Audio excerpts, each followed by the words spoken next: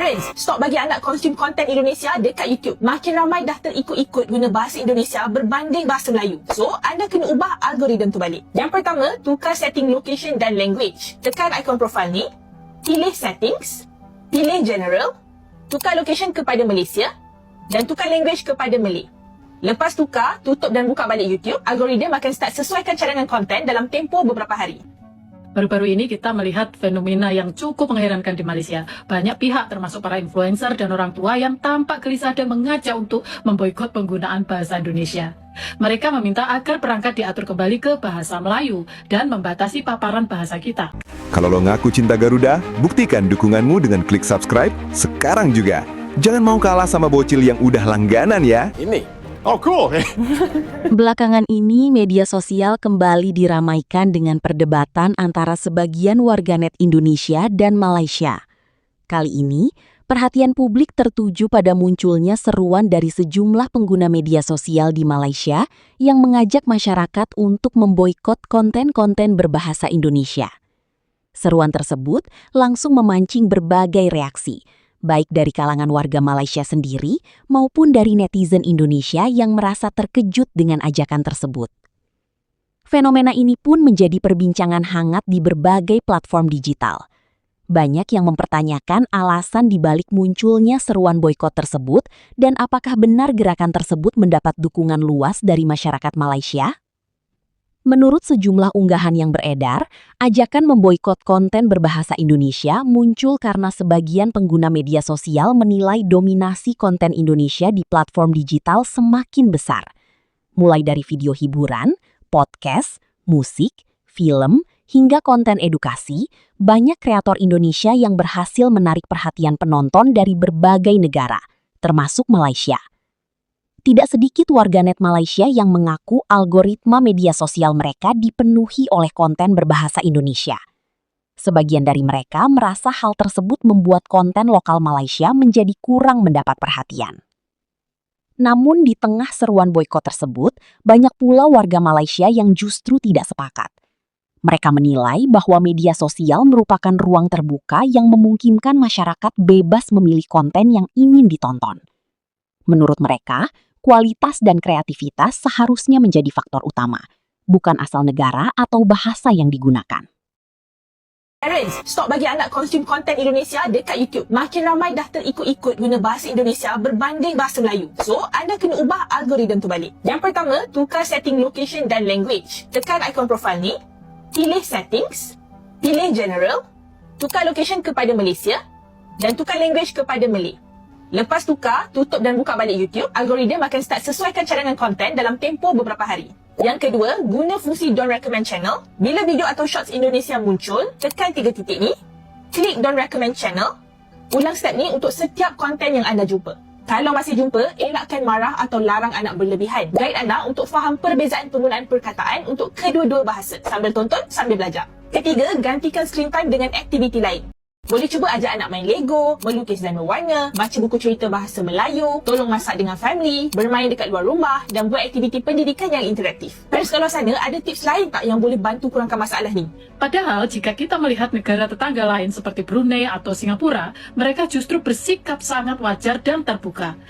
Bahkan bangsa-bangsa lain di dunia pun banyak yang tertarik dan senang mempelajari bahasa Indonesia. Lantas, kenapa justru Malaysia yang tampak sibuk dan panik sendiri? Mari kita bahas. Mari kita lihat perbedaannya. Brunei dan Singapura. Pola pikir yang dewasa. Di Brunei, bahasa Melayu memiliki kedudukan yang sangat kuat dan terhormat sebagai bahasa istana. Mereka sangat percaya diri dengan identitas mereka, sehingga pengaruh bahasa lain tidak dianggap sebagai ancaman. Di Singapura, masyarakatnya banyak terbiasa hidup dalam keragaman bahasa. Bagi mereka, bahasa adalah alat komunikasi dan jembatan pemersatu, bukan alat perpecahan atau permusuhan. Mereka paham bahwa menjadi masyarakat yang terbuka justru membuat negara mereka maju. Pesan penting dari saya, cintai bahasa ibu tapi jangan benci yang lain. Sebenarnya mencintai dan memprioritaskan bahasa ibu itu sendiri adalah hal yang wajib dan sangat benar. Generasi muda memang harus dididik untuk menguasai, menghormati, dan mengutamakan bahasa nasional mereka masing-masing. Ya, namun caranya seharusnya adalah dengan mengedukasi dan membangun rasa percaya diri, bukan dengan cara memboikot, melarang, atau membenci bahasa lain. Jika bahasa mereka kuat dan mereka percaya diri, tidak perlulah takut akan tergerus. Tindakan melarang justru memberikan kesan bahwa mereka itu kurang percaya diri dan merasa kalah bersaing. Beda dengan kita, lihatlah kita orang Indonesia, kita sangat mencintai bahasa Indonesia, itu adalah harga mati. Tapi kita juga orangnya terbuka, kita ingin belajar, kita ingin maju. Banyak dari kita yang menggunakan bahasa Inggris di gadget atau pekerjaan, bukan karena mengabaikan bahasa sendiri, tapi karena kita ingin menambah wawasan dan kemampuan. Bagi kita menjadi multilingual atau bisa banyak bahasa itu justru sebuah kebanggaan, bukan pengkhianatan. Sebenarnya sangat disayangkan jika persaudaraan kita justru dihambat oleh hal-hal seperti ini. Mencintai budaya sendiri itu indah, tapi tidak perlu juga sampai menutup diri atau memusuhi orang lain. Semoga kedepannya kita bisa sama-sama maju dengan cara yang lebih bijak dan saling menghargai. Mencintai bahasa ibu itu benar, tapi tidak perlu membenci bahasa lain.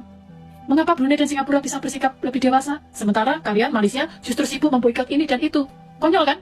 Betul nggak? Oke, kiranya cukup dari sini dulu konten saya. Jangan lupa dukung channel ini dengan like, comment, share, dan subscribe ya. Terima kasih, salam hangat untuk kita semua. Wassalamualaikum warahmatullahi wabarakatuh. Di sisi lain, sejumlah netizen Indonesia memilih menanggapi isu ini dengan santai.